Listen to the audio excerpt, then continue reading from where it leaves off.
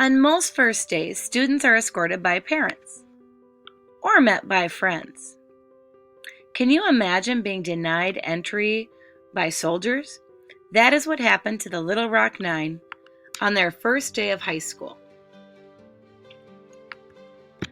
1957, the Little Rock Nine. Although the Supreme Court had ruled segregation of the schools illegal in Brown v. Board of Education, integration did not happen immediately. The first major battleground for integrating the schools was Little Rock Central High School in Little Rock, Arkansas. To follow the ruling, the Little Rock School Board in Arkansas came up with a plan to integrate its schools. After careful vetting by the NAACP, 9 students were selected to go to Central High School. They were trained carefully in how to respond to harassment and mistreatment. The Little Rock Nine were met by a mob that was protesting against integration. And Governor Faubus of Arkansas actually ordered the Arkansas National Guard to prevent them from entering the school to protect the students. Federal Judge Davies ordered the guard to be removed and to let the Little Rock Nine into school. To protect the Little Rock Nine, President Eisenhower placed federal troops at the high school for the rest of the school year, showing that the federal government would support the Brown decision. Although they faced harassment and sometimes violence throughout the year, the Little Rock Nine continued to go to school and successfully integrated Central High School.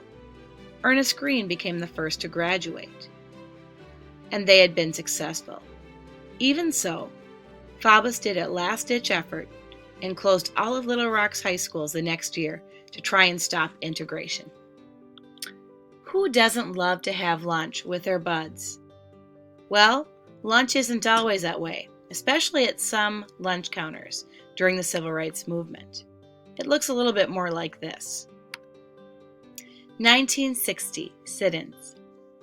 Inspired by Martin Luther King Jr.'s methods of nonviolent protest, 4 college students at the North Carolina Agricultural and Technical State University decided to protest segregation.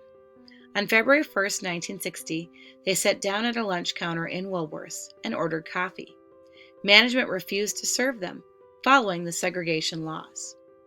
The students remained at the counter until the store closed, and television stations covered the protest. The next day, the students returned with more people. They sat quietly that day, and the next, and the next, despite being taunted, elbowed, jostled, and shoved. They remained nonviolent. Within 4 days, 300 students had joined the sit-ins. Television coverage increased, and within 2 weeks the sit-in movement spread to 55 cities across other lunch counters in the South. Protesters risked arrest, as many were arrested for disturbing the peace or other charges. The sit-ins became a model for other protests against segregation.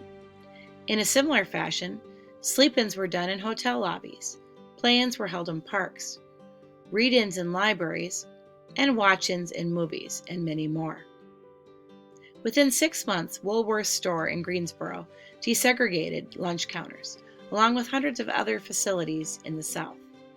The citizens showed how important nonviolent protests could be and made the students leaders in the movement.